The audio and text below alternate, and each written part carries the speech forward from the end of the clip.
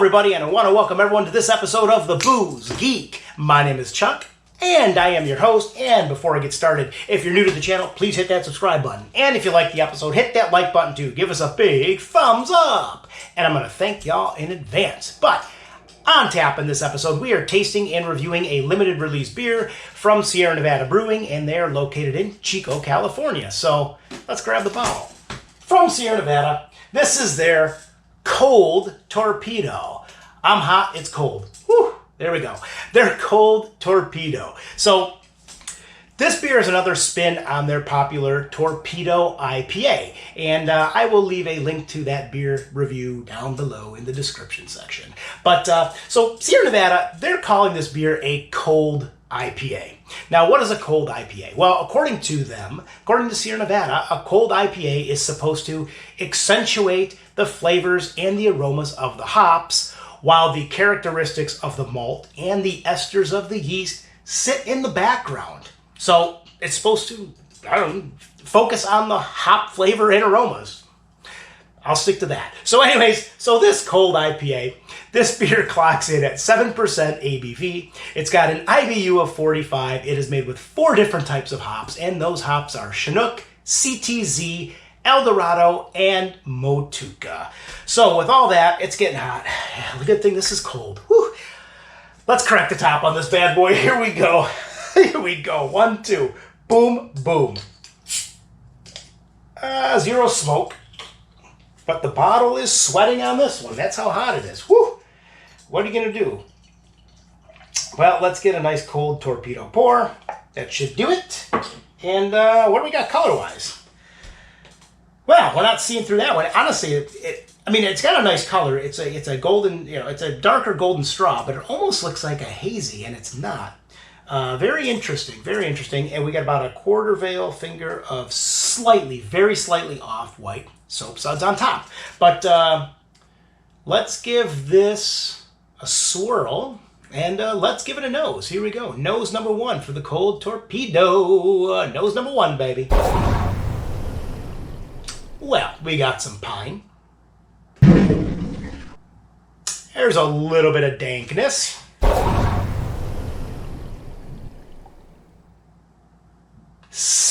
Very slight tropical notes coming off this. Yeah, that's about it. And maybe a little hint of a floral note coming off too.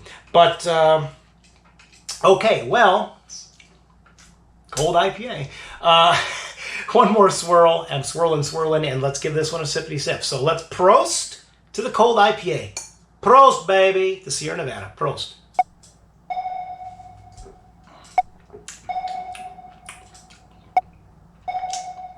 Okay. Medium-bodied beer. Let's start with that. But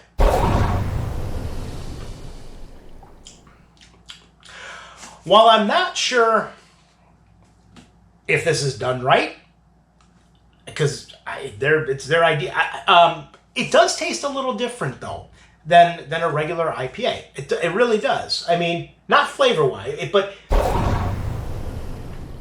I kind of can see what they're getting at.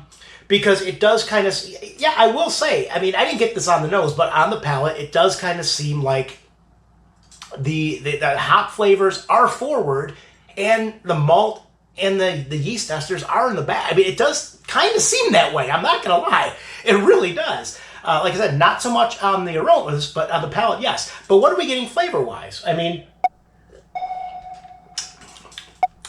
I will say, we're getting some of those tropical notes are coming through a little bit more. Maybe a little bit of pineapple. Possibly even a little bit of watermelon. I mean, it's the flavors, they're kind of mushed together. I will say that. But what I'm not really getting, I'm not getting any of that dankness. And I mean very, very little pine. But coming back to the hops, the hop flavor in the forefront, I mean, yeah, with that being said, there really is no cereal grain, no malt characteristics to balance any of that out.